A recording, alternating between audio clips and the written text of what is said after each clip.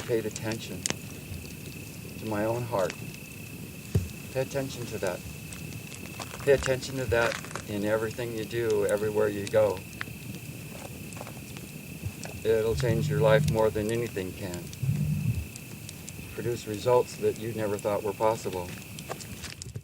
As I'm getting older and going into what I would consider my time to be a teacher, I'm also losing all of my teachers. I recognize that there is a responsibility to carry these things forward. This is part of why I really wanted to put this project together. Not just to talk about my journey and the journey of Maya, but to talk about those who are no longer with us, who have set the ground for us to be able to have the freedom and the level of self-expression that we have now, the people that have been brave enough to continue traditions and bring them forward.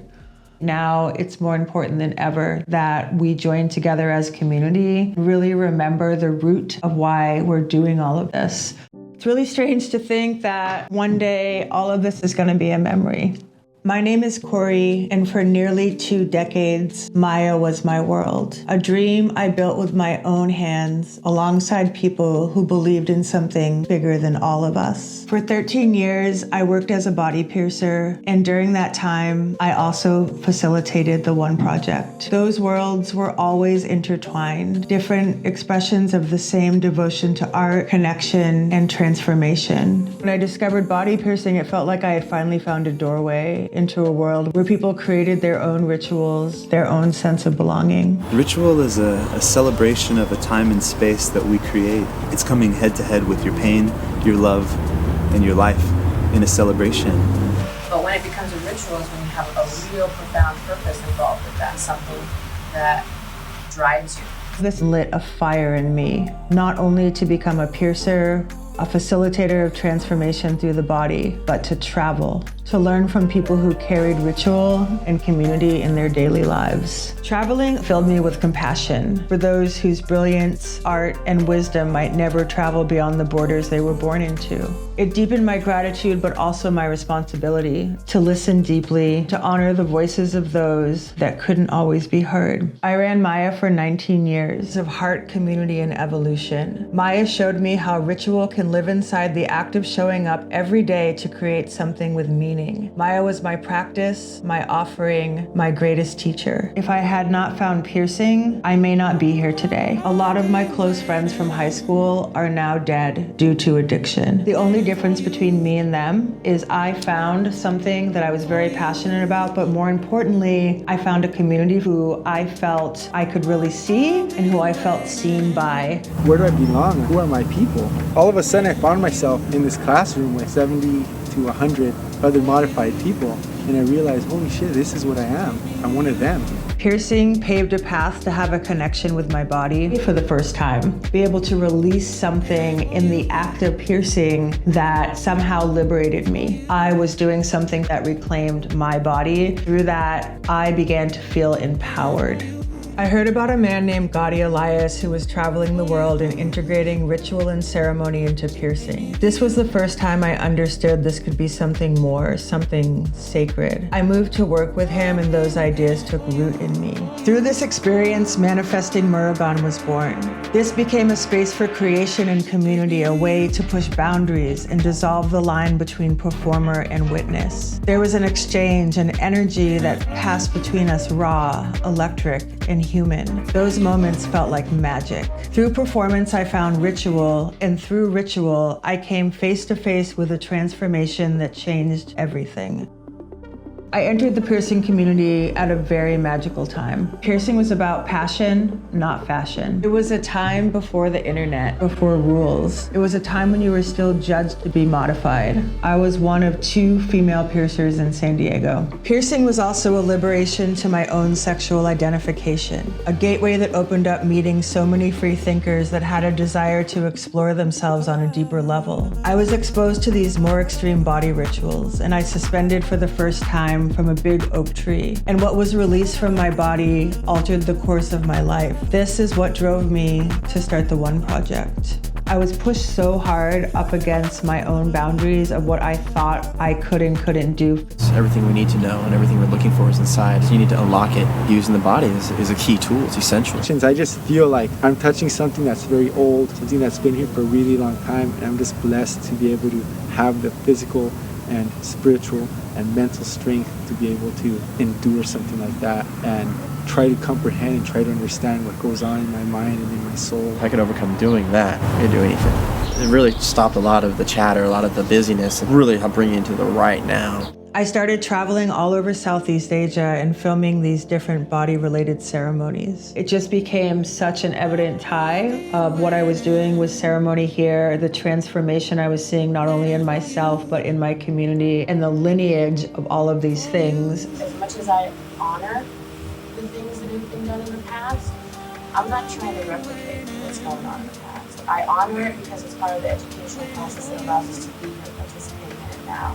Well, the rituals we're doing are one of a kind that'll never be done again and have never been done in the past.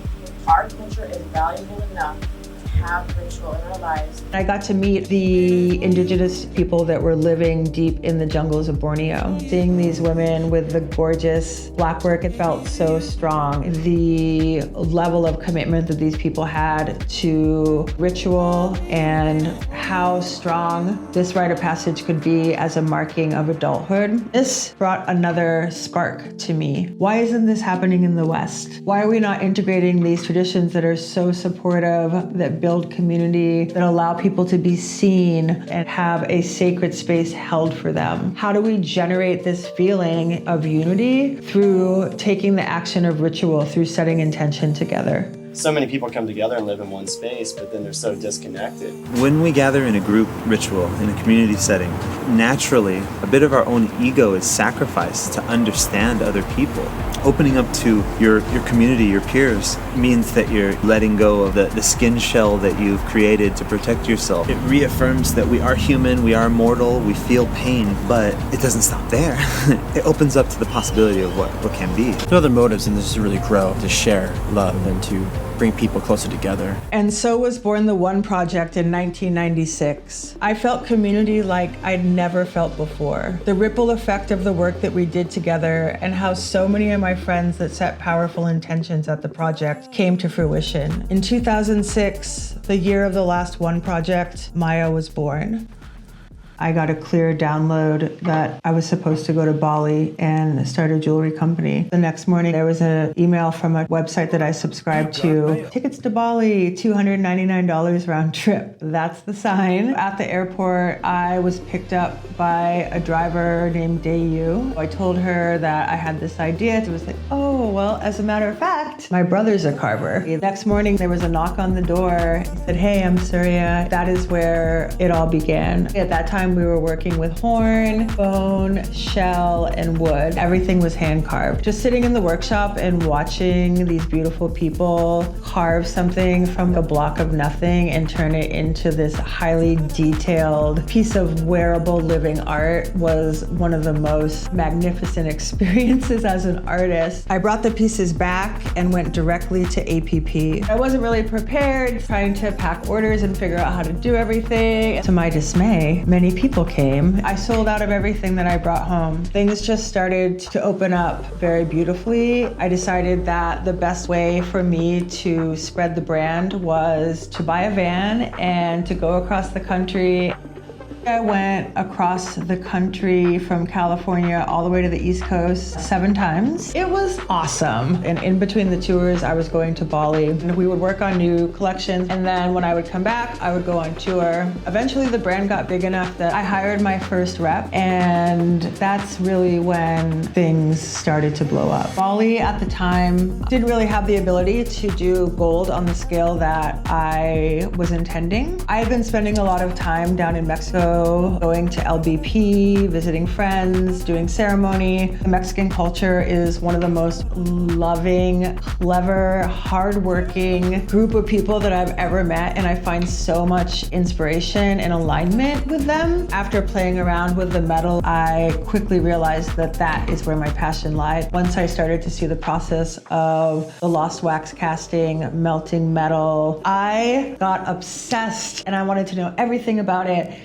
People really poured their heart and soul into this brand, and I know that all of you felt it. I just feel very blessed and very grateful that I got to shine a light on other people's talents and not only show it to the world, but have it be worn by thousands and thousands of people.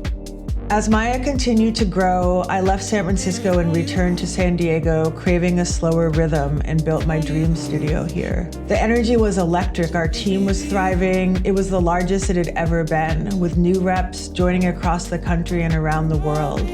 Maya was alive, buzzing with creativity, collaboration, and heart.